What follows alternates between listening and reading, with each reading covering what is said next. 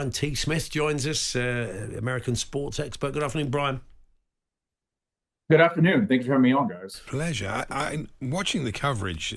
They were getting terribly excited about the kickoff return by DJ Dallas of Arizona. I mean, it was a fabulous 96-yard return, but it was a moment of NFL history, they were saying. Tell us why, Brian.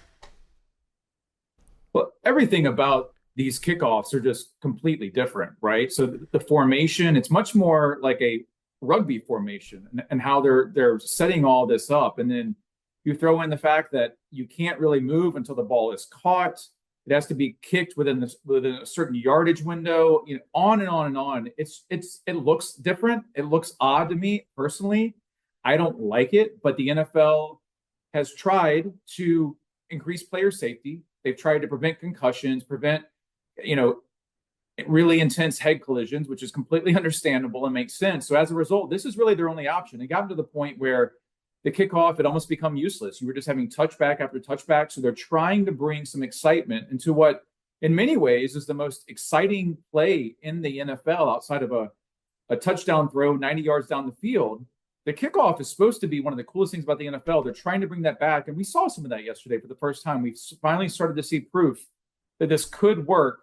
But for my money, I'm still seeing too many touchbacks, and I'm still seeing too many times where not much happens on a play that when I grew up, you just loved seeing a kickoff in the NFL because it could be so exciting. Are you still allowed to kick it into the end zone, which gives you that touchback thing? I thought it had to land in a certain area. So you can do both. You can obviously, you can kick it out of the end zone and just have a touchback.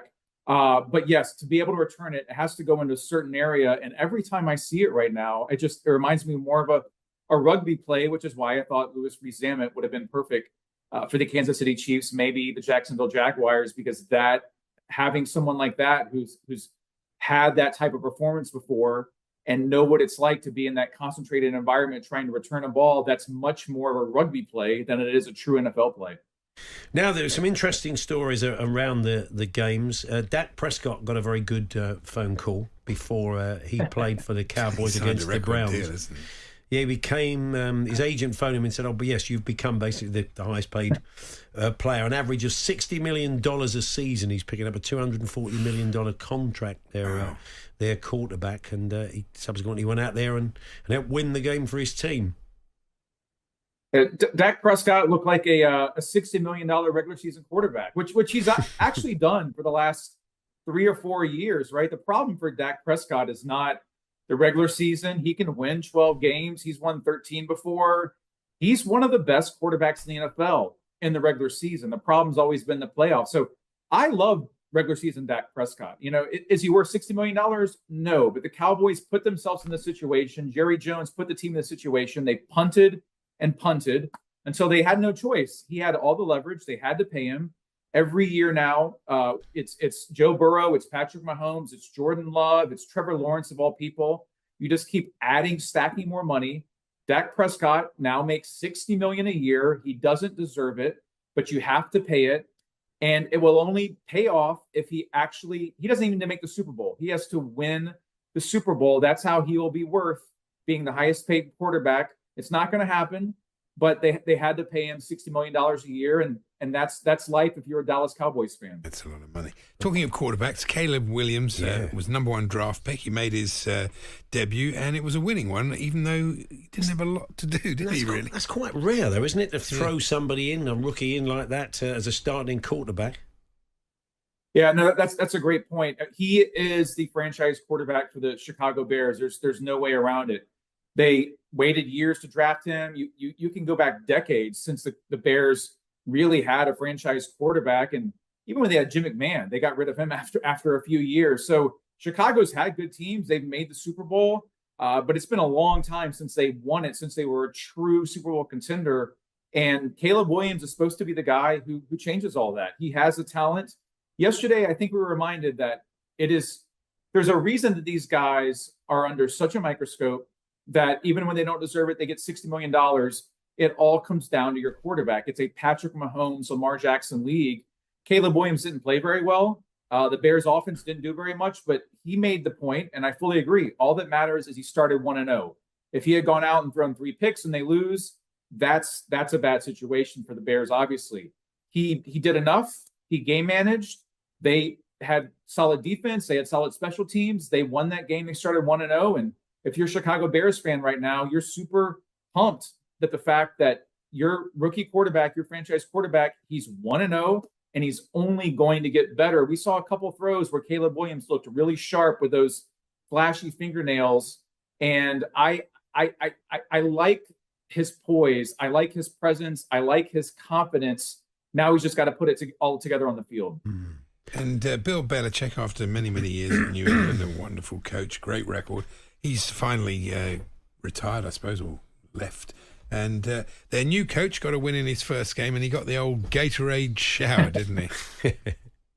Yeah, that was an ugly. There were several ugly wins yesterday in the NFL, which is also how it goes. And in the end, it just matters if you get the W. But yeah, Jared Mayo got the win in New England, which Bill Belichick did not do a lot of the last few years. That was a really cool sight to see the players. He's a former player. He earned his way truly. Nothing was given to him. He had to wait for Belichick to leave to get that job.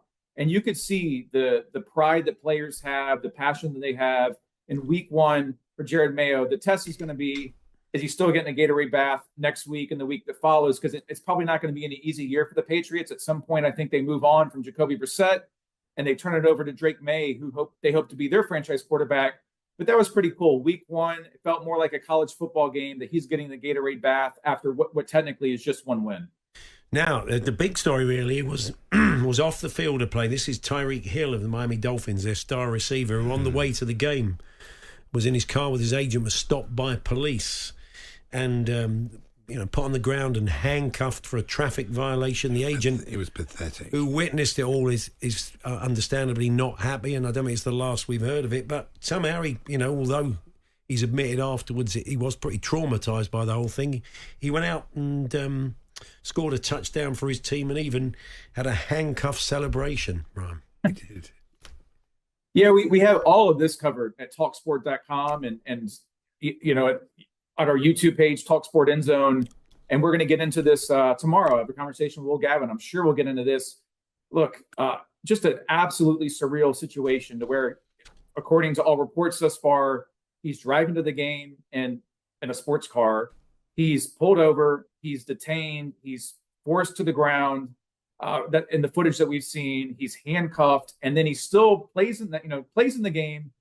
Played fantastic. Had the handcuff celebration, as you mentioned. The Dolphins came back and looked like Super Bowl contenders by winning that game. But I thought Tyreek Hill made a really strong point after the game. What if he was not Tyreek Hill? What we don't know what happened. The facts will come out. They're doing an investigation. Actually, credit to the Miami PD for acting that swiftly. They're going to review the body cam footage. They've already suspended one officer, I believe, according to reports. But for Tyreek Hill to come out and say post-game, hey, what if I'm not Tyreek Hill? What if I'm just some person on the street in that situation? It probably goes a lot differently. We've seen that, unfortunately, happen before. That was a very, very surreal, scary situation. And I think I am, one of millions who wants to know more about why did that happen? How did that happen that quickly? Why did it escalate like that? That's a very, very odd situation. And in some weird way, Tyreek Hill was lucky to be an NFL player because it felt like, they found some common sense. They found some reason.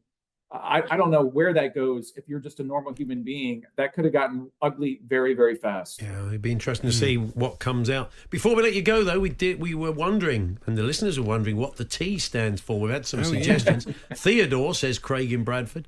I went Troy. Andy agreed with me. Travis says Kieran. Thomas, it's got to be Thomas. Touchdown has been suggested by Brian Touchdown Smith. That's great. Ray in Edinburgh felt that, and he wasn't the only one. Ricky in Edinburgh as well. So yeah, can you reveal, or will you have to kill us if you do that? I always knew you guys were really, really brilliant. You're super smart, but you are so smart because it is obviously Touchdown, and it is tied to the YouTube page, TalkSport. TalkSport End Zone, TalkSport Touchdown. That's where this is all going. So my middle name has been set up for 40 plus years to direct everybody to the new TalkSport US Sports YouTube page. That's what this is all about. Good stuff. Well, thank you, Touchdown, as you'll be known from this moment on. We'll catch up with you soon, Brian. Thanks very much. Cheers, guys. Thank you very much.